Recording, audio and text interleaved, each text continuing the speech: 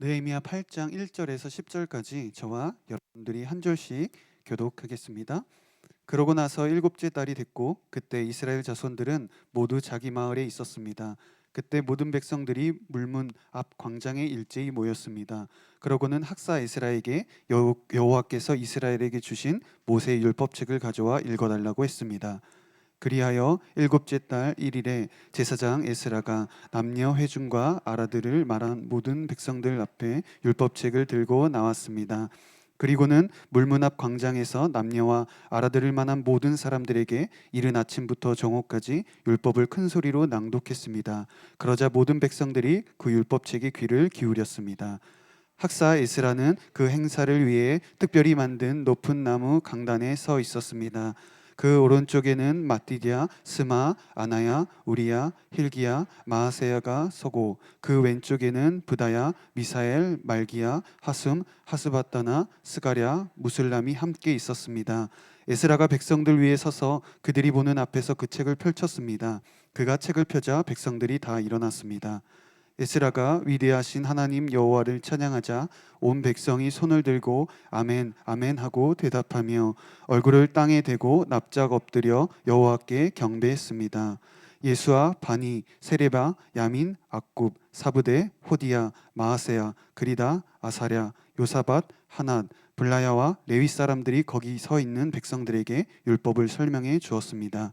그들이 그 책 곧 하나님의 율법을 읽고 그 읽는 것을 백성들이 알아듣도록 설명해 주었습니다. 온 백성들이 율법의 말씀을 듣고 울었습니다. 그러자 총독 느헤미야와 제사장이자 학사인 에스라, 백성들을 가르치던 레위 사람들이 모든 백성들에게 말했습니다. 이날은 우리 하나님 여호와의 거룩한 날이니 슬퍼하거나 울지 말라.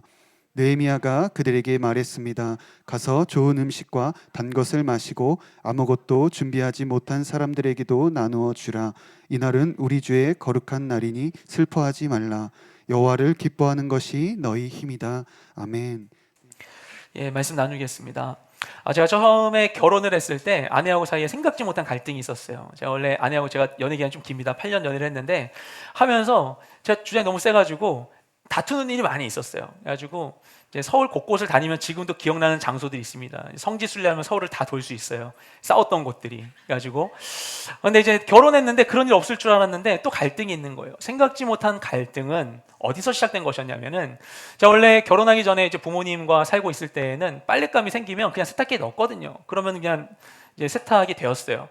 근데 이제 왜 웃으시죠? 네. 그런데 제가 어느 날 그냥 아무 생각 없이 그냥 이제 거실에 이렇게 있었는데 아내가 막 외치는 거예요. 아니, 젖은 수건을 세탁기에 넣으면 어떡해? 말려서 넣어야지. 얘기를 하는 거예요. 근데 제가 그 말 듣는데 약간 충격적인 거예요. 전 생각을 못 해봤거든요. 아니, 어차피 물빨래 할 건데 젖은 거 그냥 세탁기 넣으면은 그냥 빨면 되는 거 아니야? 뭐 생각을 한 거예요. 아내 말이 와닿지가 않는 거예요. 근데 아내가 설명을 해주는 거죠. 이 젖은 수건에 세균이 번식을 해가지고 다른 빨랫감과 같이 있으면은 거기에 이 세균이 옮겨져가지고 이게 냄새가 날 수 있고 막 얘기를 하는 거예요. 잘 이해되지 않았지만, 그래도 옳은 말씀인 줄 알고 제가 순종하여서 저희 습관을 고치려고 했어요. 근데 이게 잘 되지 않는 거예요. 그냥 좀만 생각하면 되는 것 같은데 이게 안 되는 거예요. 제가 일부러 그런 게 아닌데. 그래가지고 그 뒤로 어떤 일이 있었냐면은 그냥 아무 생각 없이 있는데 갑자기 확 단발마의 비명소리가 나오는 겁니다. 또 수건! 막 이렇게 하는 거예요. 그러면 막 제가 막 움찔움찔하고 막 이렇게 미안해! 막 이렇게 막 했었죠. 벌써 결혼 9년 차가 돼가지고 이제는 저에게도 이제 새로운 습관이 되었어요. 그런데 혼자 살 때에는 전혀 문제가 되지 않았던 것이 함께 사니까 문제가 되는 것입니다. 그래서 둘 이상의 사람이 함께하기 위해서는 반드시 규칙이 필요한 것이죠. 지난주에도 저희가 여기 이사 올 때 이야기를 했었는데요. 우리가 이 전국 빌딩에 처음 들어왔을 때 그때도 규칙을 정해야 했어요. 저쪽에 이제 사학연금회관에서 여기가 그렇게 멀진 않잖아요, 사실은. 저기서 여기로 옮겨올 때 사실 예배에 있어서 변화된 확실한 조건은 두 가지입니다. 하나는 예배 장소가 바뀌었고 다른 하나는 예배 시간이 바뀌었죠. 1시간 땡겨서. 그죠. 시간이 바뀌었죠. 이게 두 가지 바뀐 건데 이 두 가지의 변화가 모든 것을 달라지게 만들었어요. 가지고 예배를 앞두고서 긴급하게 예배 드려야 되는데 이건 잡다한 것들 구입하는 것부터 빗자루 사는 것부터 해서 먼저 저기 있을 때는 빗자루 같은 거 없었는데 빗자루 사는 것부터 쓰레기통 사는 것부터 해서 구입할 것, 준비할 것, 규칙을 정할 게 너무나 많았어요. 특히 이제 예배 섬기는 분들이 여기서 첫 예배를 하기 전에 먼저 정해야 될 게 연습 시간과 장소가 다 다른 거예요. 팀은 여러 팀이 있는데 밴드 보컬 팀이 있고 뭐 콰이어 있고 또 챔버 있고 또 워십 팀이 있는데 각기 예배 시간과 장소를 배분하는 것들 의논하느라고 시간들을 보내야 했었고요. 또 여기서 오니까 또 달라지는 것이 이제 홀리스타 준비하는 풍경도 달라지고 예배 전에 준비하는 풍경도 달라지고 안내팀의 역할도 달라졌어요. 예배 들어올 때 동선이 달랐기 때문에. 그리고 우리 순모임의 풍경이 정말 많이 달라졌죠. 많은 것이 달라졌어요. 그래서 많은 것 하나하나 정할 때마다 의논을 해야 했어요. 여기 왔는데 이제 우리 장소인데 여기 종이컵을 놓을 것인가 말 것인가. 우리 텀블러 쓰고 해야 되는데 환경 보호해야 되는데 쓰레기통은 뭘 살 것인가, 용량 얼마나 될 것인가, 어디 놓을 것인가 하나하나 다 규칙을 정해야만 했어요. 뿐만 아니라 우리 장소니까 이제 우리가 청소를 해야 되는 거예요. 청소는 어떻게 할 것인가, 누가 할 것인가 뭐 이런 얘기부터 해서 하나하나의 규칙을 세세하게 정해야만 했습니다. 예배 장소가 필요한 우리에게 이 장소가 주어진 것은 너무나 값진 일이고 감사한 일이죠. 그런데 장소가 주어졌다고 해서 장소 주어진 것만으로 우리의 모든 은혜가 회복되는 것은 아닙니다. 모든 게 그냥 다 알아서 되는 게 아니죠. 그것을 우리가 잘 사용할 수 있도록 적절한 우리의 생활과 행동에 대한 규칙을 정하지 않는다면 아무리 귀한 것이 주어질지라도 순식간에 애물단지로 전락할 수 있게 되는 것입니다. 우리에게 주어진 것을 복으로 만드느냐 또는 짐으로 만드느냐 그것을 사용하는 방식에 달려 있습니다. 그래서 우리에게는 방법과 규칙이 필요해요. 우리의 생활의 경계선이 되는 그런 삶의 성벽이 세워져야만 하는 것입니다. 유다 귀환자들은 고토에 돌아왔어요. 돌아와서 성벽이 없는 이 땅에 정착해 살아야만 했습니다. 성벽을 세우고 싶었는데 번번이 그 시도들이 실패하고 말았어요. 그러다 보니까 그들이 이 성벽 없는 삶에 익숙해지게 되었습니다. 오늘 못 보신 분들 계시겠지만 진기 전도사님이 지난주에 발에 골절이 생겼어요. 삐끗했는데 그냥 생각 안 하고 화요성령 집회 섬기고 나서 병원 다음날 가보니까 골절인 거예요. 뭐 이럴 때는 일단 답이 없죠. 약이 없어요. 그냥 최대한 안 써야 되거든요. 예. 그러니까 우리가 뭔가 골절이 있으면 뼈에 이상이 있을 때 이게 잘못된 형태로 이게 골절돼서 어긋난 상태로 잘못 붙어서 굳어버리면 안 되는 것이죠. 그러면 이게 고칠 수가 없다고 해요. 이것처럼 마찬가지로 이제 안전장치가 없는 이런 불안정한 상태에서 이들이 성벽이 없는 상태에서 새로운 삶의 질서를 세워야만 했어요. 그때 이들은 자기가 정한 규칙대로 그의 삶의 형태가 굳어지게 되었습니다. 본래 이스라엘 삶은 어떤 것이었는가 하면 예루살렘 중심으로 성전에서의 예배 중심으로 사는 삶이 이스라엘 삶이었어요. 성전을 중심으로 하여서 자신의 삶을 어디에서 할 건지를 정하는 것이 이들의 삶이었죠. 그런데 예루살렘에 성벽이 없고 성벽이 없는 상태에서 적들이 계속해서 이들을 막 공격하고 못 살게 구니까 다들 예루살렘에서 먼 곳으로 주거지를 정하게 되는 거예요. 그래서 이들의 삶이 성전 중심의 삶이 아닌 각자의 중심의 삶이 되었던 것입니다. 그리고 언제 적이 쳐들어올지 모르니까 늘 긴장해서 무기를 가까이에 두고서 불안한 상태에서 살아야만 했겠죠. 그러다 보니까 이들이 애써 그 바벨론에 있던 것들을 다 버리고 이 유다 땅에 와서 살았는데도 불구하고 그렇게 와서 산 이 유다 땅의 삶이 전혀 나은 것이 없었던 거예요. 그 땅 가운데 하나님이 약속하셨던 그 기름 부으심과 은혜를 누리지 못하고 그저 살기 위한 삶을 유지하고 있을 뿐이었습니다. 그리고 유다 땅에 와서도 삶의 변화가 없으니까 능력 없고 기쁨 없는 삶을 보내야만 했었던 것이죠. 우리도 그런 일 겪을 수 있지 않습니까? 하나님께로 왔는데 예배 자리 왔는데 교회 공동체에 속하게 되었는데 예배 드릴 땐 너무 좋은데 찬양할 땐 너무나 좋은데 개개인의 삶의 자리에서는 변화가 생기지 않는 거예요. 쉽게 찬양할 땐 너무나 좋은데 이것이 나의 삶의 현장에서는 반복되지 않는 거예요. 하나님 믿는데도 불구하고 나의 문제들은 해결되지 않고 고민은 그대로 고민이고 나 힘들게 했던 사람 또 여전히 나 힘들게 만들고 이 사람 피해서 직장 옮겼다니까 거기에 비슷한 사람 또 있고 계속해서 반복되는 삶의 문제를 벗어나지를 못하는 거예요. 그럴 때 우리 어떻게 해야 될까요? 본문에 나오는 유대 민족 역시 마찬가지였습니다. 이들은 유다 땅에 와서도 과거 바벨론에 있었던 포로된 습관을 버리지 못한 상태에서 자기 삶에 그냥 원래 익숙했던 형태에 굳어져 있었어요. 그런데 그랬던 그들의 마음속에는 이 삶을 변화시키고자 하는 소망이 있었습니다. 그런데 마침 그런 그들을 향해 큰 사건이 발생하게 된 것이죠. 뭐냐면은 오랫동안 영원토록 다시 재건되지 않을 것만 같았던 이 잔해밖에 남지 않았던 예루살렘 성벽이 재건된 것입니다. 그것도 52일 만에 바로 재건이 되어버렸던 거예요. 그리고 그때 마침 그 시기에 유대인의 큰 명절이 온 것이죠. 사람들이 예루살렘 성벽이 세워진 것과 같이 이때 자신의 삶을 새롭게 변화시킬 삶의 성벽을 필요로 했습니다. 그게 바로 율법이었죠. 우리 1절 말씀을 함께 읽도록 하겠습니다. 시작.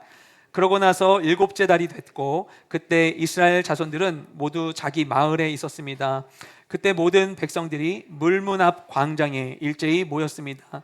그러고는 학사 에스라에게 여호와께서 이스라엘에게 주신 모세의 율법책을 가져와 읽어달라고 했습니다. 아멘. 느헤미야가 예루살렘 성벽을 완공한 시점은 그들의 종교력으로 6월 25일경이었습니다. 성벽이 완성되고 나서 5일 지나고 나니까 바로 7월 달이 되었어요. 근데 7월이 된 게 무슨 의미가 있는가? 유대인의 종교력 가운데 7월은 굉장히 특별한 달입니다. 왜냐하면 이스라엘의 절기 가운데 중요한 절기 3개가 이 7월에 몰려 있었기 때문이죠.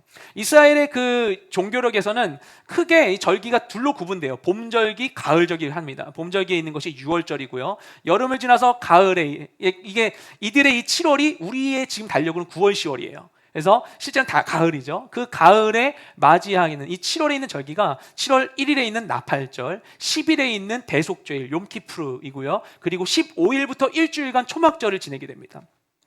그래서 7월이 되면 1일 날 이 나팔절에 나팔을 불면서 이 절기의 시즌이 됐다라는 것을 막 알려요.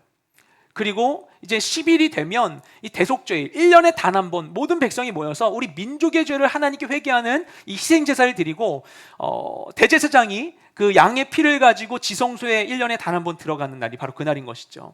그렇게 하고 나서 하나님의 용서하심을 받고 기쁨으로 축제의 이 초막절을 지내게 되는 것입니다. 그것이 7월이에요. 7월은 굉장히 이스라엘에게 있어서 하나님을 모두가 예배하는 축제의 달이라고 할 수 있습니다.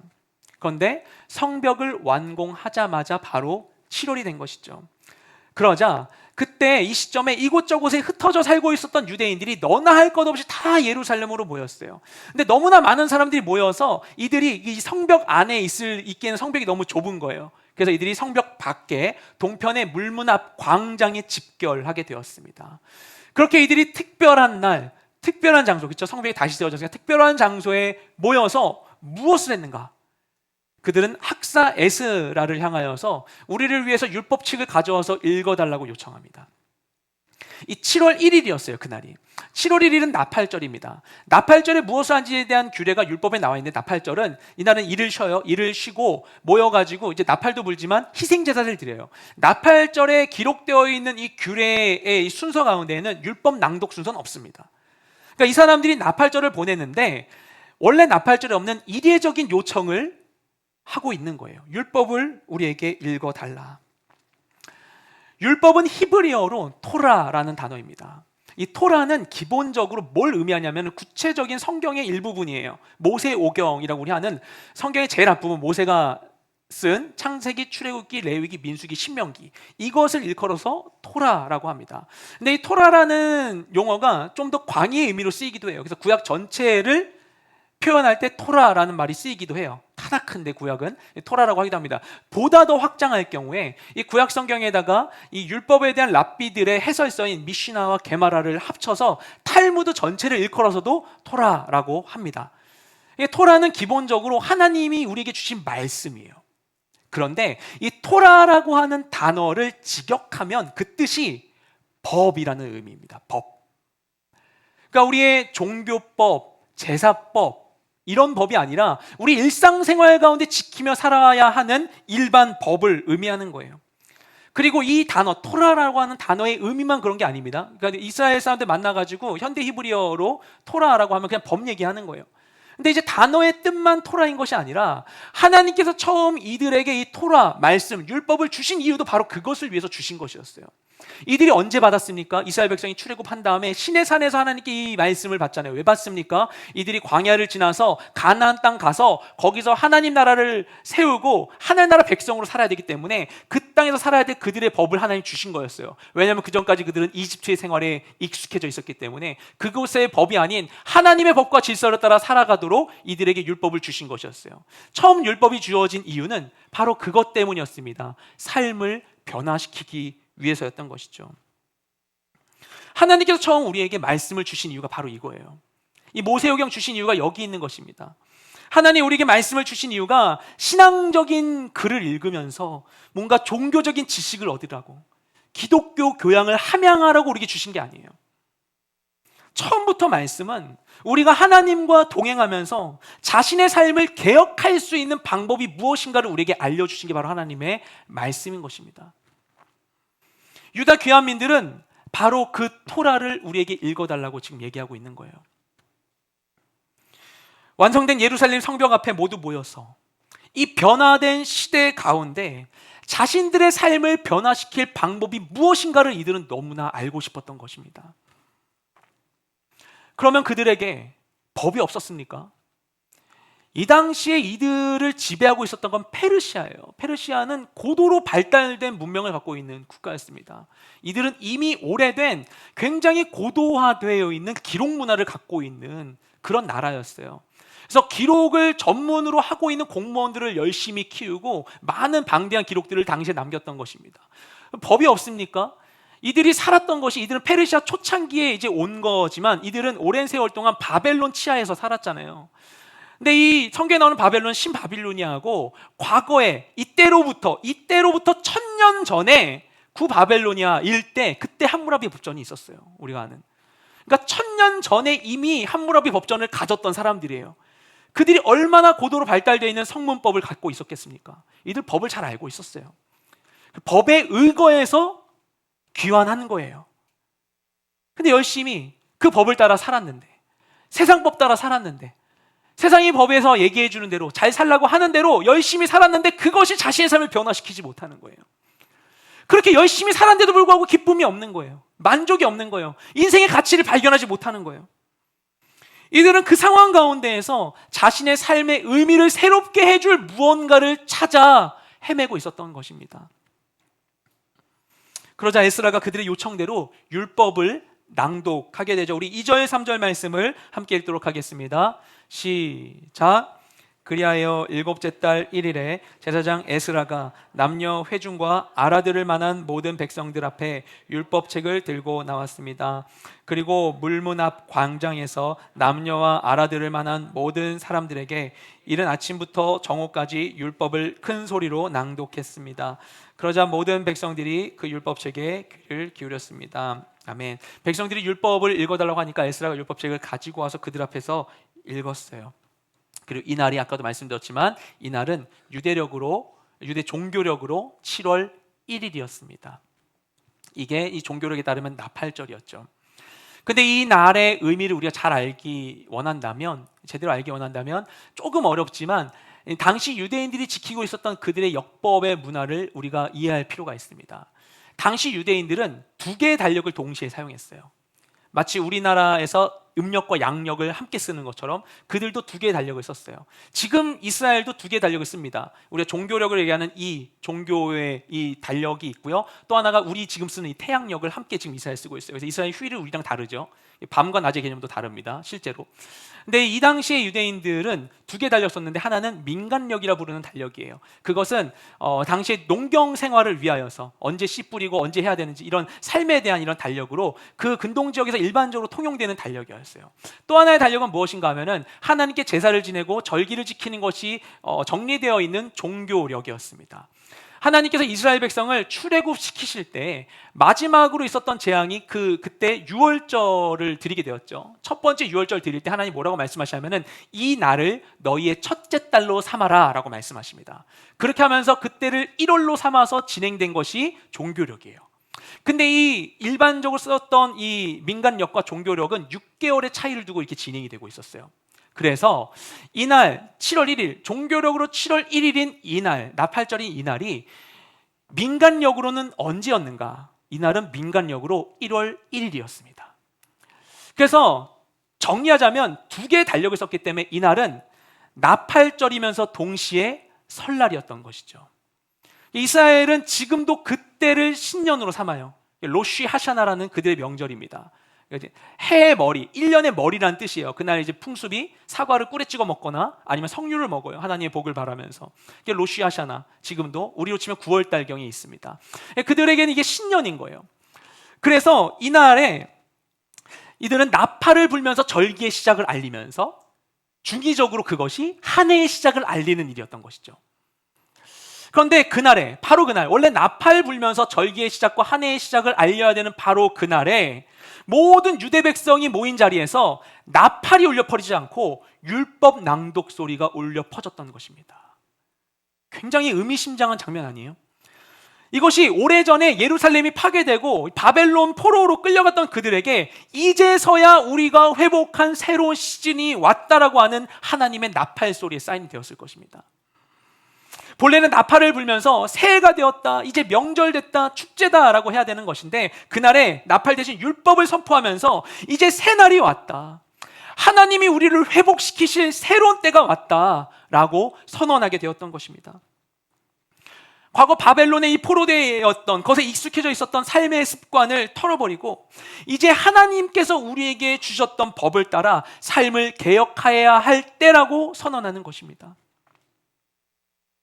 우리가 하나님의 말씀을 읽을 때 우리 안에 일어난 역사도 이와 같은 것이에요. 말씀이 우리 안에 들어올 때 그것이 우리 안에 나팔 소리와 같이 울려 퍼지게 되는 것입니다. 그래서 그 전에 우리 안에 있었던, 하나님 알기 전에 있었었던 세상에 포로되었었던 그릇된 질서와 기준들이 무너지게 되고 하나님의 말씀에 기초한 새로운 때가 우리 가운데 이루어지게 되는 것이죠. 말씀이 하나하나 쌓이면 쌓이는 만큼 하나하나의 말씀들이 우리 안에 벽돌과 같이 쌓여서 하나님이 거하실 만한 거룩한 처소가 세워지게 되는 것입니다. 전에도 말씀드렸지만 성령님이 우리 안에 계세요. 저 여기 계신 모든 분들의 마음과 성령이 계신 줄로 믿습니다. 성령이 우리 가운데 계신 우리가 어떻게 알 수 있는가? 성경은 분명한 기준을 우리에게 알려주고 있어요. 누구도 주로 말미암지 않고는 예수를 그리스도라 시인할 수 없는 것입니다. 내가 예수님 믿는다면 성령이 우리 안에 계신 거예요. 아직 방언하죠. 성령의 어떤 체험이 없어도 저는 모두가 다 방언하고 성령의 역사를 경험하길 원합니다. 하지만 그것이 성령님이 계신 것에 대한 표지가 되는 것이 아니에요. 예수님을 믿는 것이 성령님 우리 가운데 행하신 가장 귀한 일입니다. 그런데 성령이 우리 안에 계세요. 계시지 않은 게 아니에요. 성령이 정말 계시다면 어떻게 내 마음과 똑같은 문제가 일어납니까? 성령이 계신데 왜 난 똑같은 문제 앞에서 낭망하고 무너지고 내가 나를 주체하지 못하고 통제하지 못하게 됩니까? 성령이 계신데 왜 내 삶 가운데 그런 문제들이 생기는 것입니까? 반문할 수 있어요. 근데 그럴 수밖에 없는 것은 성령님이 우리 안에 오셨는데 이 성령님이 진리의 영이신데 그분이 우리 안에서 사용하실 수 있는 무기가 없는 거예요. 채워진 말씀이 없을 때, 내 안에 분명한 기준들이 세워지지 있지 않을 때 우리가 우리 인생 가운데 무언가를 할 수 있는 힘을 잃어버리게 되는 것입니다. 히브리서 4장 12절 말씀에는 이렇게 얘기합니다. 하나님의 말씀은 살아있고 활력이 있어 좌우의 날선 어떤 검보다도 예리하여 혼과 영과 및 관절과 골수를 찔러 쪼개기까지 하며 또 마음의 생각과 뜻을 판단하나니. 하나님의 말씀이 우리 안에 들어올 때 그것은 단지 어떤 정보를 담은 텍스트가 우리 머리에 들어오는 게 아니에요. 우리의 영혼을 찔러 쪼개고 새롭게 하는 능력이 되는 것입니다. 그렇게 할 때 우리 안에 본질적인 변화가 일어나는 것이에요. 이와 같은 역사가 우리 모두의 삶 가운데 이루어지게 되기를 주의 이름으로 축복드립니다. 근데 에스라는 그렇게 율법 낭독을 시작합니다. 언제부터 하냐면 그날 아침 해가 뜰 때부터 했다 그래요. 해가 뜰 때부터 정오가 될 때까지 대략 장장 6시간 동안 계속해서 율법 강독을 한 것입니다. 그리고 이스라엘 백성들도 그 시간 동안 그거를 다 집중해서 들은 거예요. 그들의 마음 가운데에는 정말 새로워지고 싶은, 정말 길을 찾고자 하는 간절함, 절실함이 있었던 것입니다. 근데 정말 안타까운 건 무엇이었냐면은 들어도 이해하지 못하는 사람들이 있었어요. 왜냐? 첫 번째 이유로는 이들이 히브리어를 잃어버린 사람들이 있었어요. 바벨론에 오랫동안 살다 보니까 그 갈대아 말에 익숙해져서 원래 자신들의 모국을 잃어버려서 뭐라고 읽어도 이걸 알아듣지를 못하는 거예요. 또 하나는 그냥 말씀 자체를 이해하지 못하는 사람들도 있었던 것이에요. 그래서 이들을 위해서 무엇을 하는가? 마치 우리 공동체에서 순장님들이 세워지는 것과 같이 이 말씀을 도와줄 수 있는 양육 리더십들을 세우게 했습니다. 우리 7절과 8절 말씀을 함께 읽겠습니다. 시작. 예수와 바니, 세레비야, 야민, 악굽, 사브데, 호디야, 마아세야, 그리다, 아사리야, 요사밧, 하난, 블라야와 레위 사람들이 거기 서 있는 백성들에게 율법을 설명해 주었습니다. 그들이 그 책 곧 하나님의 율법을 읽고 그 읽는 것이 백성들이 알아듣도록 설명해 주었습니다. 아멘. 7절 말씀을 보면은 말씀을 가르쳐 주기 위해서 세워준 13명의 이름이 등장합니다. 그런데 그때 했었던 사람이 이 13명이 전부가 아닌 거예요. 본문을 보면 13명 외에도 다른 많은 레위인들이 세워졌어요. 그들이 돌아다니면서 이해하지 못하는 사람들을 도와준 거죠. 낭독되고 있는 이 말씀이 무슨 뜻인지 설명을 해준 거예요. 우리가 말씀을 읽는 거 너무나 중요합니다. 그런데 말씀을 듣고 이 내용이 우리 안에 새겨지지 않는다면 정말 아쉽겠죠. 말씀을 이해하기 위해서 우리가 무언가를 찾아볼 수도 있고 또는 교육자님에게 질문할 수도 있겠죠. 그리고 묵상하는 이 시간들이 너무나 필요한 것입니다. 제가 전에 인도네시아에 잠깐 있었을 때 인도네시아 되면 때에 따라서 애잔 소리가 나요. 거기가 거의 이슬람 국가니까 이렇게 소리가 나요. 온 동네에 스피커로 막 이렇게 울려 퍼집니다. 막 피할 수가 없어요, 그 소리를. 예. 거기가 세계 최대 이슬람 국가라고 하죠. 왜냐하면은 이슬람을 많이 믿는데 인구가 많으니까.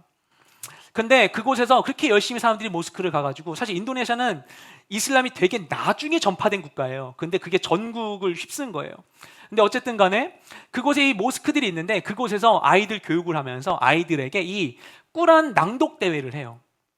근데 놀라운 건 뭐냐면요, 그 인도네시아에 있는 그 무슬림 아이들이 꾸란 낭독 대회에서 열심히 꾸란을 암송해가지고 막 이렇게 막 하는데요, 대부분의 아이들이 자신이 암송한 꾸란 내용을 모릅니다. 그냥 소리로만, 음가로만 외우는 거예요. 이슬람교에서는 그게 가능해요. 왜냐하면 이슬람교에서는 아랍어만 신성한 문자입니다. 아랍어로 써진 것만 꾸란이고, 이걸 한국말로 번역하면 한국어 꾸란이 아니에요. 성꾸란, 의미의 한국어 번역 이렇게 합니다. 그건 꾸란이 아닌 거예요. 예. 아랍어만 거룩한 거 가지고 막 이슬람인 분들 막 제가 하면 아랍어로 막 이상하게 휘글겨 쓴 이거를 이제 액자에 담아가지고 부적처럼 놓는 것도 그 언어의 의미가 있다고 생각하기 때문이에요. 그래서 그냥 뜻을 몰라도 그냥 막 그걸 읽는 거예요. 성경 말씀 그냥 읽는 것도 의미가 있습니다. 그리고 당장에 읽었는데 이해가 안 된다면 그냥 읽으시라고 말씀드려요. 왜냐면 빨리 읽어 넘어가고 다시 읽고 이게 쌓일 때 이 말씀에 대한 이해가 깊어지거든요. 하지만 궁극적으로 우리가 그 말씀의 의미를 온전히 아는 게 필요해요. 묵상하고 이것을 나의 말씀으로, 내 안의 말씀으로 새겨야 합니다. 근데 그것을 위하여서 내가 힘들다고 할 때 정말 도움이 되는 게 무엇이냐면은 그것을 함께 묵상하고 나누는 것이에요. 관계 안에서 이 말씀을 함께 읽고 함께 묵상하고 함께 나눌 때 우리가 더 많은 은혜와 이해를 얻게 되는 것이죠. 혼자 할 때보다 함께 할 때 묵상의 깊이가 더 깊어지는 것입니다. 그래서 오늘 이 교회에 양육의 3가지 DNA가 있죠. 큐티와 숙모임과 1:1입니다. 큐티는 나와 하나님의 개인적인 관계를 위해서 하는 거예요. 큐티가 정말 가장 중요합니다. 근데 제일 어려워요, 큐티가. 그리고 1:1은 나와 너의 관계, 이 집중되어 있는 관계 가운데서 말씀을 함께 나누는 것이죠. 제자 훈련으로. 그리고 숙모임은 나와 공동체의 관계 가운데에서 이 말씀을 함께 나누는 것입니다. 그런데 그냥 말씀 보는 거면 그냥 보면 되지, 아니면 난 그냥 주일 설교 말씀만 들으면 될 텐데 뭐 이 말씀을 뭐 설교 듣고 막 큐티하고 똑같은 말씀인데 거기다 숙모임하고 1:1 하고 또 우리 바이블 아카데미 하고 이렇게 여러 가지를 통해서 말씀을 보는 이유가 대체 뭔가라고 생각할 수 있어요. 그것은 우리가 이 다양한 입체적인 관계와 입체적인 상황 가운데에서 말씀을 더 깊이 알 수 있기 때문이에요. 다른 것을 볼 때도 마찬가지죠. 똑같은 사물을 볼 때도 이 각도에서 저 각도에서 보면서 이것을 더 자세히 이해할 수 있게 되는 것과 같이 말씀을 우리가 그렇게 보기 위하여서 이렇게 여러 가지 방법과 관계를 통해 말씀을 보도록 하는 것입니다. 신학교에서 저 한 교수님이 하셨던 어떤 말씀이 지금도 되게 기억나는 게 있는데, 말씀을 어떻게 읽어야 되는가, 그분은 이렇게 얘기했어요. 씹고 뜯고 맛보고 즐겨야 된다. 이렇게도 했다 저렇게도 했다, 말씀을 다양하게 보기 위해서 애를 써야 된다. 그러면서 묘사하신 게 너무나 저에게 뇌리에 남았는데, 여러분 개가 뼈를 먹는 것, 뼈를 즐기는 것 보셨습니까? 얘기하시는 거예요. 우리는 먹고 나서 고기 다 떼어놓고서 이 뼈가 더 이상 먹을 게 없어 개에게 던져주는데, 걔는 그 뼈를 갖다가 맛있다고 엄청 이빨로 갈가서 먹는다는 거예요. 막 갈아가지고 그 안에 있는 골수를 쪽쪽쪽쪽쪽 빨아가지고 엄청 몇 시간을 갖고 놀면서 먹은 다음에 다 먹은 그 뼈를 어떻게 하는가? 다시 땅을 파고 묻습니다. 또 먹으려고. 이것을 또 보고 이렇게 하고 이렇게 할 때 그 안에 숨겨져 있는, 그 안에 진리 가운데 숨겨져 있는 깊은 의미들이 우리 삶 가운데 더 새겨지게 되는 것이죠. 이 교회에서 여러 가지 수모임이나 이런 체계들이 세워져 있는 것은 그냥 성도님들 관리하려고 하는 게 아니에요. 조직의 차원의 시스템의 차원에서 하는 게 아니에요. 여러분이 이 교회 안에서 하나님의 말씀을 온전히 누릴 수 있도록 주어진, 공동체를 통해서 누릴 수 있도록 주어진 그런 자리들인 것입니다. 그래서 여러분께서 그걸 누려야만 해요. 그것을 누리는 것이 성도된 권리입니다. 그래서 여러분이 그게 안 될 때 요구해야 돼요. 말씀을 더 알길 원한다고. 에스라에게 이 유다 백성들이 얘기한 것처럼 말씀 더 알고 싶다고, 이 모임 더 잘 됐으면 좋겠다고, 그걸 요청을 해야 되는 거예요. 여러분 이렇게 막 공동체면 불평 하나 없으신 분들이긴 하지만 에어컨 너무 춥다고 히터 이렇다고 이런 게 아니라, 내가 정말 여기 온 이유는 무엇인가? 안락한 그냥 문화생활하려고 온 게 아니잖아요. 우리가 그냥 요즘 교회가 그렇게 좋다더라, 교양 생활하는데 좋다더라 해서 온 게 아니잖아요. 우리 하나님 만나려고 왔잖아요. 그럼 그것을 우리가 할 수 있는 것이 주님의 말씀을 통해 주님 깊이 알아야 되거든요. 근데 그렇게 애써 내가 귀한 시간 내어서 여기 왔는데 그걸 누리지 못한다면 그것에 대한 간절함을 가지고 그걸 우리가 요구해야 되지 않겠습니까? 말씀을 알기 원한다고. 여러분이 공동체 가운데 채워지지 않는다면 기도하세요. 하나님이 이 부족한 목사를 쳐서 고치셔서라도 여러분을 만족시켜 주실 거예요. 여러분을 알려주고 싶으시니까. 우리 안에 있는 모든 모임과 모든 행사와 모든 일들이 다 이것을 위하여, 하나님의 말씀을 온전히 알고 체험하기 위하여 이루어지게 되길 소망합니다. 그러지 않으면 우리가 아무리 수고하고 아무리 열심을 해도, 무언가를 열심히 해도 정말 가치가 없고 의미가 없는 거예요. 그걸 통해서 우리가 하나님을 알지 않는다면. 모든 것이 하나님을 아는 데 유익이 있어야 하는 것입니다. 그렇게 해서 유대인들은 율법을 듣고 이해할 수 있었어요. 그러자 그들에게 즉각적으로 반응이 일어납니다. 우리 9절 상반절 함께 읽겠습니다. 시작. 온 백성들이 율법의 말씀을 듣고 울었습니다. 아멘. 율법 말씀을 듣고 그걸 깨닫고 이해하니까 유대인들이 다 하나같이 울 수밖에 없었어요. 왜 울었는가? 그들은 이전에 자신의 삶이 이해되지 않았거든요. 난 왜 유대인으로 태어난 거야? 하필이면. 근데 왜 유대인으로 태어나서 바벨론에서 살아야만 했던 거지? 왜 우리 포로로 끌려온 거지? 왜 난 그리고 다시 황폐한 이 유다 땅에 와야만 했던 것일까? 내 인생 왜 이런 걸까? 나 왜 이렇게 사는 게 힘들까? 남들에게 쉬워만 보이는, 다른 민족에게 쉬워만 보이는 인생이 왜 나에겐 이렇게 어렵기만 한 것일까? 그게 이해가 되지 않는 거예요. 그들은 자신들에게 주어진 이 삶과 해결되지 않는 문제들이 너무나 어렵고 이해되지 않았습니다. 그래서 해소되지 않는 상처와 아픔과 질문 속에 헤매어 다니는 것이 그들의 삶이었어요. 그런데 하나님의 율법을 들으니까, 집중해서 들으니까 그동안 풀리지 않았던 삶의 수수께끼가 해결된 것입니다. 왜 자신들이 그 머나먼 바벨론까지 끌려가야만 했었던 것인지, 왜 그곳에서 이방인 취급을 당하며 살아야만 했었던 것인지, 그리고 왜 다시 유다 땅에 돌아와서 이 힘겨운 삶을 살아야만 하는 것인지 깨달을 수 있었어요. 아, 하나님이 다 말씀하셨구나, 예고하셨구나. 우리가 또 우리 조상들이 하나님의 말씀을 따라 순종하여 살았더라면 이러지 않았을 텐데, 우리가 그게 뭔지도 모르고 살았구나. 그냥 몰라서 이랬구나. 말씀 앞에 서서 말씀으로 자신의 삶을 비춰보니까, 말씀으로 자신의 지난 역사를 비춰보니까 삶의 모습이 선명해지고 인생의 수수께끼들이 해석되는 거예요. 그동안 그들은 이 율법의 말씀을 상실하여 살고 있었어요. 그냥 자신의 삶과 자신의 모든 문제들을 그냥 내 생각과 내 경험과 세상의 말들로 해석하고 있었어요. 말씀이 있어도 깨닫지 못하고 말씀을 알아도 실천하지 못했습니다. 그러다 보니까 그들의 삶 가운데 어려움이 있었어요. 고난을 당해도 그 원인과 해결 방식이 무엇인지 알지 못했어요. 그냥 빛이 없는 어둠 속에서 그냥 눈 감고 더듬으며 다니는 것처럼 헤매고 다니며 살아야만 했었던 것입니다. 그런데 이 율법을 들으니까 알게 되는 거예요. 아, 내가 진작 알았더라면, 내가 진작 그랬더라면, 진작 하나님 만났더라면 그 시간들 보내지 않았을 텐데. 그래서 막 울 수밖에 없었던 것이죠. 하염없이. 그래서 축제 첫날에 온 백성이 울음바다가 되어버린 것입니다. 그러자 느헤미야가 이렇게 이야기합니다. 우리 9절 10절 말씀을 함께 읽겠습니다. 9절 하반절과 10절 읽겠습니다. 시작. 그러자 총독 느헤미야와 제사장이자 학사인 에스라, 백성들을 가르치던 레위 사람들이 모든 백성들에게 말했습니다. 이날은 우리 하나님 여호와의 거룩한 날이니 슬퍼하거나 울지 말라. 느헤미야가 그들에게 말했습니다. 가서 좋은 음식과 단 것을 마시고 아무것도 준비하지 못한 사람들에게도 나누어 주라. 이날은 우리 주의 거룩한 날이니 슬퍼하지 말라. 여호와를 기뻐하는 것이 너희 힘이다. 아멘. 그들은 그동안 힘겨운 삶을 살면서도 뭐가 문제인지, 무엇을 해야 되는지 알지 못한 채 그냥 살았습니다. 그런데 진리의 말씀의 빛이 비춰지니까 그들의 삶의 문제들이 선명하게 드러났어요. 그래서 그들은 울지 않을 수 없었습니다. 마치 우리가 수련회 가가지고 거기서 막 말씀을 들으면서 주신 은혜 때문에 막 울면서 찬양하고 기도하는 것처럼 이때 이들이 눈물을 흘리지 않을 수가 없었던 거예요. 그렇지만 이들이 울고 있지만 사실 가만 보면 이 일은 슬퍼할 일이 아니라 기뻐할 일이죠. 이제 과거의 잘못을 안 거잖아요. 뭐가 문제인지 알았잖아요. 뭘 해야 되는지 알잖아요.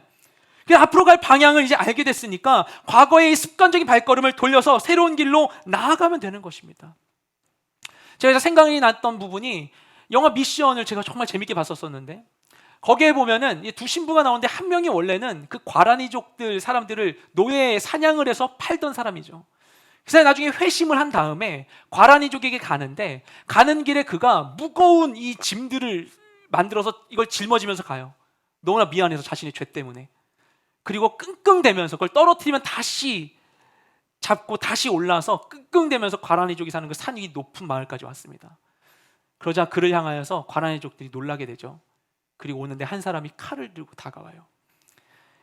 자기의 가족들의 원수니까 칼을 들고 죽일 수도 있겠구나 하는 상황에 그가 칼을 들고 와서 뭐냐면은 그가 끌고 왔던 그 짐의 줄을 끊어버립니다. 강력한 용서의 메시지죠. 그때 그 다음이 전 너무나 잊혀지지 않는데 그 로버트 드니로죠. 그 사람이 그 과라니족과 끌어안고는 막 우는 거예요. 막 우는데 울면서 웃어요. 너무나 지난 시간에 이 과거의 나의 죄로 인해서 너무나 미안하고 너무나 괴로운데 동시에 이것에 대한 용납함을 얻고 이제 내가 새로운 출발을 할 수 있게 되니까 기쁜 거죠. 느헤미야 역시 마찬가지였습니다. 이 상황 가운데. 그래서 그들에게 말하는 거예요. 울지 마라. 기뻐해야 된다. 오늘 기뻐하는 날이다. 너희의 힘과 능력은 여호와를 기뻐하는 데 있는 것이다. 여호와를 기뻐하는 것이 너희의 힘이니라라고 이야기합니다. 말씀은 빛이 돼요. 빛이 되어서 우리의 삶을 비춥니다. 진리의 빛 앞에 우리가 서게 되면 우리의 죄와 약함을 직면하게 돼요. 이걸 감출 수 없어요. 하나님 빛이셔서 하나님께 가면 갈수록 우리의 약함이 드러날 수밖에 없어요. 그럼 어떠세요? 싫으신가요? 그게 싫어서 감추고 싶어서 피하고 싶어서 그래서 하나님과 거리를 유지하고 계신 분들이 계십니까? 하나님께 가까이 나아가면 나의 상처들이 아픔들이 드러날까 봐. 하나님 나한테 뭐라고 할까 봐. 나 정말 미운 그 인간 용서하라고 할까 봐. 나 이거 포기할 수 없는데 이거 포기하라고 할까 봐. 그럴까 봐 두려워서 하나님께 가는 것을 주저하고 계십니까? 아담이 범죄했을 때 하나님 어떻게 하시죠? 아담 범죄해서 나쁜 애가 됐어요. 하나님이 걔를 그냥 바로 쳐버려도 되는데 하나님은 그 순간에 아담을 찾으세요. 아담아 네가 어디 있느냐? 아담은 몰랐지만 하나님은 아셨어요. 아담의 인생 가운데 가장 하나님이 필요한 순간이 그때라는 걸 하나님 아셨어요. 아담아 네가 어디 있느냐? 아담 어떻게 합니까? 무화과 나무 잎으로 자기 몸을 감춰서 하나님의 낯을 피해서 나무 사이에 숨어 있었어요. 주님, 제가 벗은 것이 부끄러워 숨었나이다. 이 말도 너무나 웃겨요. 주님, 제가 죄를 지었습니다. 하나님 앞에 죄를 지었습니다 고백하지 않고 주여 제가 벗은 것이 두려워 숨었나이다. 그렇게 고백하는 거예요. 우리 모습 어떻습니까? 하나님이 이 순간 정말 내 옆에서 나를 찾고 계신다면 그분을 향한 나의 고백은 무엇입니까?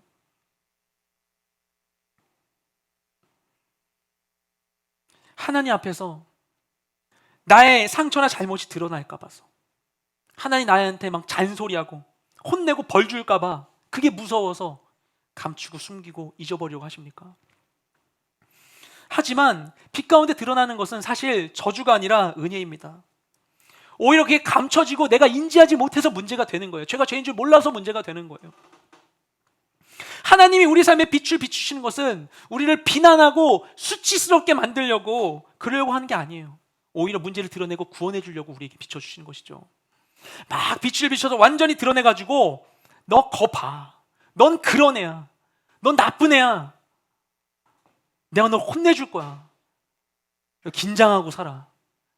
이러려고 하나님이 우리에게 비춰주신 것인가? 하나님 마음은 그런 게 아니에요. 우리가 수술 받으려고 수술대 위에 누운 상태에 있을 때 의사 선생님한테 선생님 제 환부가 너무나 부끄러우니까 불 끄고 수술해 주세요. 이렇게 얘기하나요? 절대 그렇지 않죠. 밝게 빛을 비추고 그죠? 막 석션으로 다른 것만 이렇게 막 빨아들이면서 환부를 계속 드러내는 것이죠. 그래야만 치유할 수 있으니까. 하나님께서 빛을 비추셔서 우리에게 문제를 드러내 주시는 것은 우리의 것을 지적해서 막 혼내려고 뭐라고 하려고 하신 게 아니에요. 하나님이 우리를 치유해 주려고 하시는 거예요. 자, 봐봐. 이게 너를 그동안 힘들게 했어. 자, 여길 보렴니 아팠지? 여기에 가만 보면 이렇게 가시가 있었어. 이게 널 아프게 한 거야. 내가 이제 널 치유해 줄게. 내가 도와줄게 라고 말씀해 주시는 거예요. 그래서 진리의 빛으로 어둠이 드러나는 것은 아파요. 가슴 저린 일이에요. 괴로워요. 하지만 동시에 기쁘고 복된 일인 것입니다. 그래야만 우리가 새로운 시작을 할 수 있는 것이죠. 여러분 열심히 살고 계시죠? 여러분도 느헤미야가 그랬던 것처럼 열심히 성벽을 세우고 계십니까? 열심히 일해서 돈 벌고 열심히 공부해서 나의 가치를 높이고 그런 것 필요한 일입니다. 중요한 일입니다. 하나님께서 우리에게 그렇게 살라고 하셨어요. 우리 삶 가운데에서 주님 주신 것을 온전히 다스리며 살도록 우리에게 그 영역들을 허락해 주신 거예요. 열심히 이렇게 사십시오. 그런데 그렇게 해서 내 삶 가운데 느헤미야가 예루살렘 성벽 세운 것과 같이 내가 의지할 만한 든든한 성벽 세워지면 그걸로 해결된 겁니까? 끝난 겁니까? 그냥 알아서 다 해주는 겁니까? 그러지 않잖아요. 성벽만 의지해서는 안 됩니다. 물건을 사도 사용하기 위해서 우리가 설명서를 보는 것처럼 성벽이 세워져도 그 안에서 살기 위한 규칙이 필요한 것입니다. 삶을 변화시키기 원한다면 어떻게 변화될지에 대한 기준이 필요한 것입니다. 그리고 그것을 행할 수 있는 의지가 필요한 것입니다. 삶의 경계선이 되는 안전장치인 이 삶의 성벽이 든든히 세워지고 관리되어야만 하는 것이죠. 아무리 성벽이 있어도 내가 열심히 노력해서 뭔가를 이뤄냈어도 열심히 노력해서 뭔가를 얻어냈어도 그 삶 가운데 변화를 향한 의지와 노력이 없다면 결코 우리의 삶은 바뀌지 않습니다. 하나님 알아도 하나님 예수님 믿으면 전 구원받았다고 믿어요. 구원받았는데도 불구하고 구원의 은혜가 우리 삶 가운데 미치지 않는 거예요. 여러분의 삶을 돌아보세요. 여러분의 삶의 모든 것이 정말 구원받았습니까? 우리 인생을 돌아보면요 여전히 나는 구원받지 못한 자리가 너무 많이 있어요. 난 여전히 그 일이 힘들고 기억만 해도 너무나 괴롭고 그 사람 만나는 게 너무나 힘들고 그 자리 가는 게 힘들고 여러분의 삶을 보세요. 정말 우리가 다 구원받았습니까? 예수님의 구원의 빛이 그곳 가운데 비춰져 있습니까? 구원의 자유함을 누리고 계십니까? 근데 주님 말씀하시는 거예요. 그 모든 것 가운데 내가 진짜 구원을 주시겠노라고 말씀하시는 거예요. 그런데 우리가 마다할 이유가 어디 있어요? 우리가 그걸 거부할 이유가 어디 있습니까? 그것을 싫어하는 사람이 있습니까? 생각만 하고 머리로만 아는 게 아니라 바른 길을 따라 의지를 가지고 행동하며 삶을 우리가 살아내야 되는 거예요. 그래야 우리의 삶이 변화됩니다. 우리의 신앙이 교회나 예배 자리에만 머물러 있는 게 아니라 예배 드릴 때만 너무 좋아. 막 직장에서 힘들면은 그냥 예배만 그냥 드리고 싶고 그곳에서의 삶은 전혀 돌아보지 못하게 되는 것이 아니라 우리가 있는 그 모든 곳 가운데 하나님 향한 온전한 예배가 드려야만 하는 것입니다. 그때 우리에게 하나님 주시도록 하는 우리에게 주시는 그 예배 행위는 뭔지 아세요? 하나님 뜻에 순종하며 살아가는 거예요. 근데 여러분 잘 살고 싶잖아요. 착하게 살고 싶잖아요. 거룩하게 살고 싶잖아요. 근데 모르면 못해요. 모르면 못해요. 그냥 세상 사람들 생각하는 대로 착하게 살아야지. 세상 사람 생각하는 대로 그냥 친절하게 살아야지. 그냥 세상의 기준을 애매하게 해버리면 내가 해도 만족이 없어요. 여러분, 말씀을 알면요, 이게 기준이 명확해집니다. 말씀을 따라 이것에 순종하여서 내가 한다고 믿어야만 하는 거예요. 사랑하는 자다 우리가 서로 사랑하자. 사랑은 하나님께 속한 것이니 사랑하는 자마다 하나님을 떠나서 하나님을 알고 사랑하지 아니하는 자는 하나님을 알지 못하냐니 이는 하나님의 사랑이심이라. 아멘. 하나님, 그 말씀을 내가 믿습니다. 하나님 사랑이시기 때문에 내가 그 사랑을 믿어서 사랑하겠습니다 라고 해야 되는 거예요. 진리의 말씀을 의지해서 순종을 살아갈 때 그게 그 순간에 하나님 받으실 만한 예배를 드리는 것입니다. 나의 삶을 거룩한 산제사로 하나님께 올려드리는 것입니다. 그때 내 삶이 변화되는 거예요. 하나님이 그렇게 하도록 우리에게 주권을 주셨어요. 예수 이름의 권세를 주셨어요. 그리고 말씀을 주셨어요. 하나님이 여러분의 삶 가운데 세워주신 그 모든 성벽 안에서 하나님의 말씀을 붙들고 그 말씀에 순종하여 살아내는 여러분 모두가 되시기를 주님의 이름으로 축복드립니다. 이제 우리 그 마음을 담아서 하나님을 향해 이 시간 우리 찬양의 고백으로 나아가기 원합니다. 이 시간 찬양할 때 이 고백의 이 가사의 고백들을 정말 나의 고백으로 하나님을 향하여서 우리가 다 같이 올려드리기 원합니다. 이 시간 우리 함께 주님께 찬양하겠습니다. 보여지는 예배 아닌 마음으로 드리는 예배, 노래하는 찬양보다 삶으로 고백되는 예배, 나를 위한 예배 아닌 주님 뜻을 향한 예배, 내 마음과 정성 다하여서 주 앞에 드려지는 예배,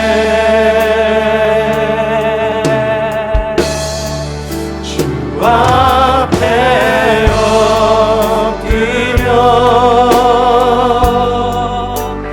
경배합니다.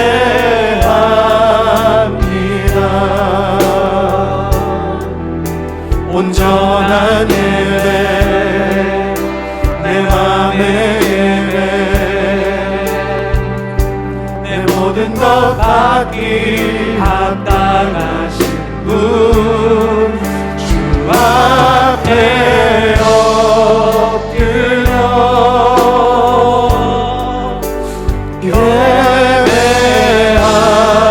예배합니다. 나의 모든 삶, 나의 모든 뜻, 말씀 앞에 순종하는 삶의 예배 원하네. 다시 한번 고백합니다. 보여지는 예배 아닌 마음으로 드리는 예배, 내 마음과 정성 노래하는 찬양보다 삶으로 고백되는 예배, 나를 위한 예배 아닌 나를 위한 예배 아닌 주님 뜻을 향한 예배, 내 마음과 정성, 내 마음과 정성 다하여서 주 앞에 드려지는 예배, 주 앞에 엎드려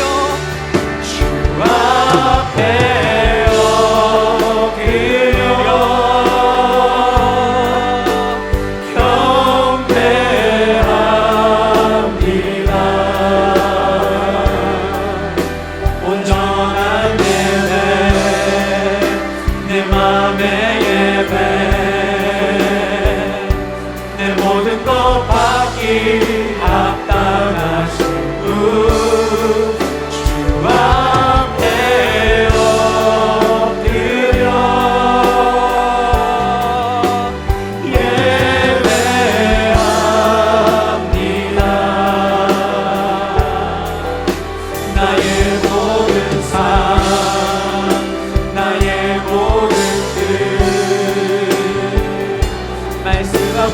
순종하는 삶 다시 한번 찬양합니다. 주 앞에 엎드려 주 앞에 엎드려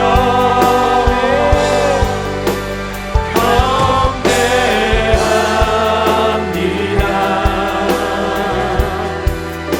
온전한 예배 내 맘의 예배 내 모든 것 아니라 나가신 분 주 앞에 엎드려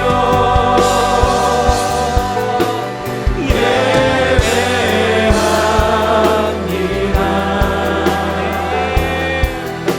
나의 모든 삶 나의 모든 뜻 말씀 앞에 순종하는 삶의 예배 드리기 원하는 이 시간 우리가 주님께 올려드린 찬양의 고백과 같이 하나님께 기도하기 원하시는 분들 시간 함께 주님께 자리에 일어나서 주님을 향하여서 기도하며 나아가기 원합니다. 주님 우리 모든 삶이 달라지기 원합니다. 내 삶의 변화가 있기를 원합니다. 말씀에 순종한 사람의 모든 삶이 될 수 있기를 원합니다. 아버지 내가 온전히 살아가기 힘든 모든 자리 가운데 하나님의 뜻을 발견하기 힘든 그 모든 자리 가운데 주여 임하여 주시어서 우리를 다스려 주시옵시고 성령께서 우리 마음 가운데 감동을 허락해 주시고 말씀에 순종하여 살아감으로 인하여서 그 순종의 행위로 나의 삶의 부분이 모든 것이 온전히 자유케 되고 변화되는 우리 모든 인생 되게 하여 주시옵소서. 온전한 삶의 예배를 올려드리는 우리 모든 인생 될 수 있도록 도와달라고 합심하여 주님을 향하여 주여 우리 주를 기도하며 나아가겠습니다. 주여 주님 감사드립니다. 주님 오늘 삶 가운데 임하여 주시옵소서. 아버지 우리 모든 인생에 아버지는 유일한 답이 되시는 주님 알 수 없는 모든 시간들의 해답을 갖고 계신 주님 아버지 내가 알고자 하는 모든 것을 온전히 알고 계신 주님 임하여 주시옵시고 우리를 가르쳐 주시옵소서. 주의 진리로 우리를 인도하여 주시옵소서. 진리의 영광 우리 가운데 임하여 주옵소서. 지혜와 계시고 충만하게 하여 주셔서 주님의 뜻을 알게 하여 주시고 순종을 나아갈 수 있는 의지와 능력을 우리에게 허락하여 주시옵소서. 그 삶의 부분들을 변화시키며 나아가기 원합니다. 그 자리가 새롭게 되길 원합니다. 너무나 힘들었던 바로 그 시간이 나 홀로 있는 것 같았던 바로 그 시간이 하나님을 찾기 어려웠던 바로 그 시간이 예배하기 싫었던 바로 그 시간이 주님의 임하심을 통하여서 역사심을 통하여서 나의 의지의 결단과 담대한 순종으로 인하여서 아버지 온전히 변화되는 것을 우리가 경험하며 나아갈 수 있도록 주님 우리 가운데 역사하여 주셔서 주여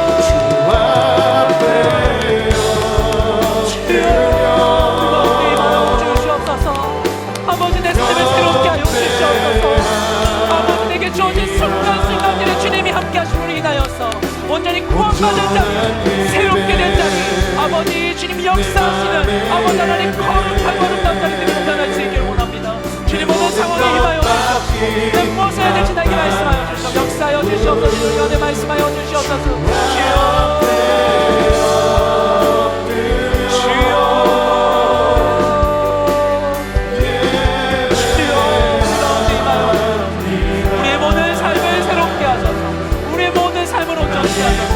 주님의 은혜로 아버지 오늘과 다른 어제와 다른 내일을 향해 나아가는 우리 모두가 될 수 있도록 주님 도와주시옵소서. 주님 우리 가운데 역사하여 주시옵소서. 함께하여 주시옵소서. 우리 시간 이어서 다시 한번 좀 기도하며 나아가기 원합니다. 이 시간 기도하실 때 우리 하나님 저에게 말씀을 허락하여 주시옵소서. 주님 말씀을 내가 온전히 듣게 하여 주시옵시고 아버지 말씀에 집중할 수 있게 하여 주시옵시고 말씀을 통하여서 주님의 뜻을 온전히 알게 하여 주시옵소서. 아버지 그것을 위해서 필요한 것이 있다면 나에게 공급하여 주시옵소서. 함께 말씀을 나눈 믿음의 동역자들을 허락하여 주시옵시고 아버지 말씀을 깨닫게 하여 주시어서 아버지 하나님 말씀을 통하여서 우리 삶의 새로운 기쁨들과 새로운 주님의 뜻이 온전히 이루어지는 놀라운 역사가 있게 하여 주시옵소서. 하나님의 말씀을 온전히 깨닫는 지혜를 우리 가운데 허락하달라고 주의 계시이신 성령 우리 가운데 임하여달라고 합심하여 주님께 다시 한번 주여 한번 외치며 기도하며 나아가기 원합니다. 주여 주님 감사드립니다. 삶의 모든 자리 가운데 함께 하시며 감사드립니다. 아버지 하나님 말씀으로 우리를 가르쳐 주시옵소서. 진리의 말씀 우리 가운데 새겨지게 하여 주시옵소서.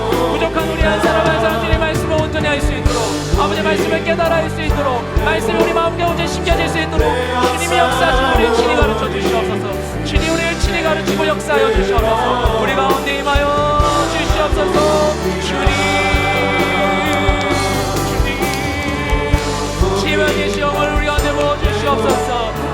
하나님의 충만함으로 충만하게 하여 주옵소서. 우리의 눈을 열어주시옵소서. 마음을 열어주시옵소서. 진리의 영이 우리 가운데 임하여 주시옵소서. 가르쳐 주시옵소서. 가르쳐 주시옵소서. 모든 상황 가운데 순간 가운데 주님의 뜻을 알게 하여 주옵시고 하나님의 뜻을 나아가는 우리 모든 인생이 될 수 있도록 주님 역사하여 주시옵소서.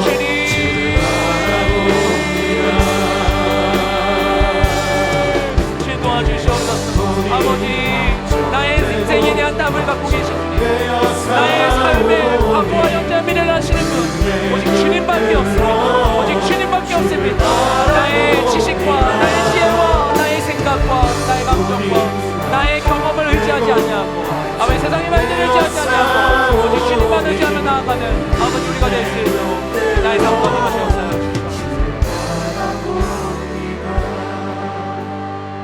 고마우신 주님 감사드립니다. 우리를 향하여서 쉬지 않으시는 주님, 신실하게 주님 우리 곁에 함께 하시며 주님의 뜻으로 우리를 인도하고 초대하고 계신 줄 믿습니다. 주님, 그리스도의 보혈을 이 시간 여기에 모이는 주님의 자녀들 가운데 부어주시옵소서. 우리 모든 영혼육과 우리 모든 지성과 감성과 의지를, 우리 모든 눈과 귀를 그리스도의 보혈로 정결하게 씻어주시옵소서. 하나의 음성을 듣지 못하게 하는 모든 장애물들이 제거되게 하여 주시옵시고 모든 노이즈가 사라지게 하여 주옵시고 선명한 주님의 음성을 들을 수 있도록 우리 가운데 역사하여 주시옵소서. 주님의 말씀이 우리 가운데 온전히 새겨지게 하여 주시오며 그 말씀의 순종함으로 인하여서 삶의 작은 변화들을 이루는, 그 변화를 통하여서 삶의 큰 변화를 이뤄내는 우리 모두가 될 수 있도록 주님 우리에게 힘을 주시고 역사하여 주시옵소서. 그래서 우리 모든 삶의 순간순간들이 주님 받기에 합당한 아름다운 예배의 자리로 변화될 수 있도록 역사하여 주시옵소서. 우리 가운데 이렇게 함께 하실 주님을 찬양하며 우리의 모든 기도를 살아계신 예수님의 이름으로 기도드렸습니다. 아멘. 시간 우리 기도를 받으신 하나님을 향하여 우리 감사와 영광의 박수를 올려드리겠습니다. 아멘. 주님.